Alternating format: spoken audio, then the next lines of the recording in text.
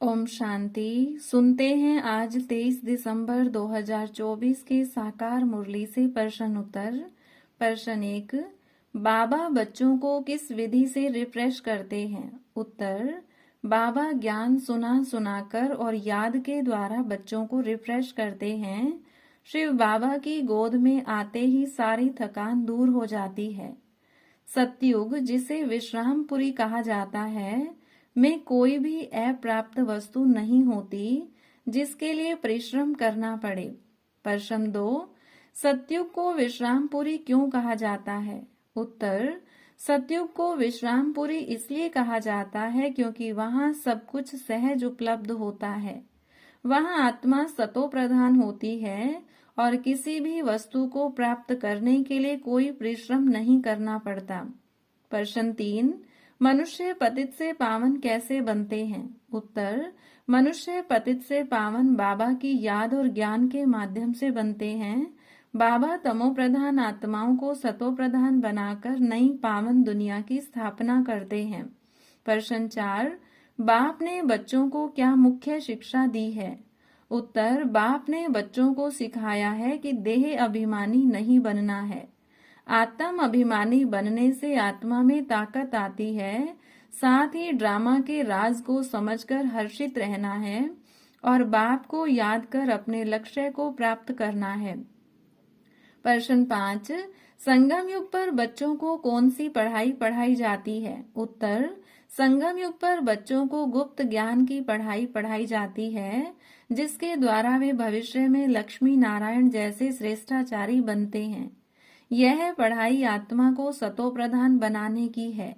प्रश्न 6, बाप को पतित पावन क्यों कहा जाता है? उत्तर, बाप को पतित पावन इसलिए कहा जाता है क्योंकि वे पतित आत्माओं को पावन बनाकर नई स्वर्णिम दुनिया की स्थापना करते हैं। प्रश्न 7, इस अविनाशी ड्रामा में हर आत्मा का क्या योगदान है? उत्तर, इस अविनाशी ड्रामा में हर आत्मा अपना अपना पूर्व निर्धारित पार्ट बजाती है। हर आत्मा का पार्ट अद्वितीय है और हूबहू रिपीट होता है। प्रश्न 8, बाबा ने बच्चों को कौन सा वरदान दिया है? उत्तर, बाबा ने बच्चों को यह वरदान दिया है कि वे याद और सेवा के शक्तिशाली आधार पर तीव्र गति से आगे बढ़ें और मायाजीत बने। प्रश्न 9, बाप के ज्ञान से बच्चों को कौन सी खुशी मिलती है?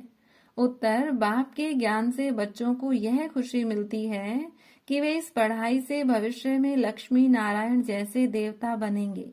इस खुशी का पारावार नहीं होता। प्रश्न 10, भक्ति मार्ग में मनुष्यों को थकावट क्यों होती है? उत्तर, भक्ति मार्ग में मनुष्यों को थकावट इसलिए होती है क्योंकि वे जन्म जन्मांतर तक भक्ति करते रहते हैं, लेकिन सच्चा ज्ञान न मिलने से उनकी आत्मा अशांत और कंगाल बन जाती है। प्रश्न 11, मनुष्य देवता से मनुष्य और फिर मनुष्य से देवता कैसे बनते हैं? उत्तर, पहली पॉइंट, सतयुग और त्रेता में आत्मा सतो प्रधान होती है और देवता कहलाती है।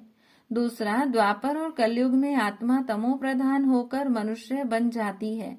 तीसरा, संगम युग में बाप के ज्ञान और याद से आत्मा फिर से सतो प्रधान बनती है और देवता बनती है। प्रश्न 12, ब्राह्मण जीवन में याद और सेवा का क्या महत्व है? उत्तर, याद और सेवा ब्राह्मण जीवन का आधार है। दूसरी पॉइंट, दोनों में संतुलन से आत्मा तीव्र गति से आगे बढ़ती है। तीसरा, याद और निस्वार्थ सेवा से आत्मा मायाजीत बनती है। हर रोज की मुरली से प्रश्न उत्तर सुनने के लिए चैनल को सब्सक्राइब करें और बेल आइकन जरूर दबाएं। वीडियो को दूसरे भाई बहनों के साथ शेयर जरूर करें।